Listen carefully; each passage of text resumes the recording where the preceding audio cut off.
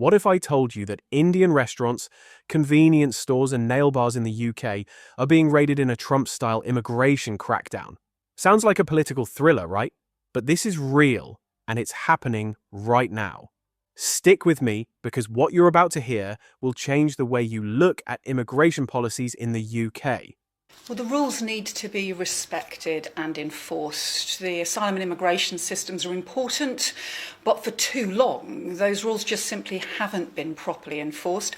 That's why we're boosting both returns and enforcement, with 19,000 people who don't have any right to be in the UK returned since the general election, and also a big increase in the illegal working raids and arrests to make sure we're also going after the employers who are exploiting migrant workers. The UK government has launched a massive blitz targeting businesses suspected of hiring illegal migrants.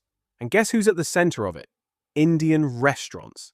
These places, often the heart of local communities, are now in the spotlight for all the wrong reasons. But why them? And why now? Let's break it down. Since the Labour Party took over in July last year, the Home Office says nearly 19,000 people, including failed asylum seekers and foreign criminals, have been deported. And in just January alone, UK immigration enforcement raided 828 businesses and arrested 609 individuals. That's a 48% increase from last year. One such raid happened in an Indian restaurant in Humberside, where 7 people were arrested and 4 detained. And this isn't an isolated case. The Home Office has admitted that a huge chunk of their recent raids have been focused on the food, drink, and hospitality sector.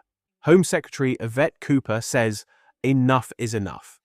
Employers can no longer hire and exploit illegal migrants without facing consequences." But here's the controversial part.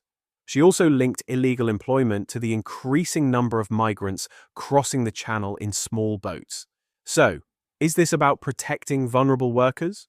Or is it about sending a political message?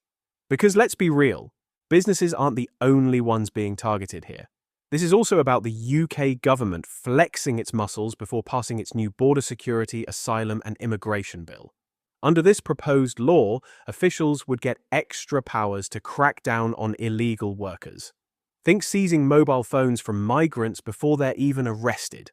Some call it necessary. Others call it extreme. And the opposition Conservative Party, they think it's still too soft. Shadow Home Secretary Chris Philp says Labour's plan is a weak bill that won't stop the boats, and he's pushing for tougher rules on permanent residency for all migrants. But what does this mean for small businesses? What happens to those who unknowingly hire someone without proper papers? And what about the thousands of workers who might be exploited, forced to work under the table, and then deported without a second thought? One thing is clear. The UK government is making an example out of Indian businesses. But is this a necessary law enforcement move, or is it an unfair crackdown on hardworking immigrants? You tell me.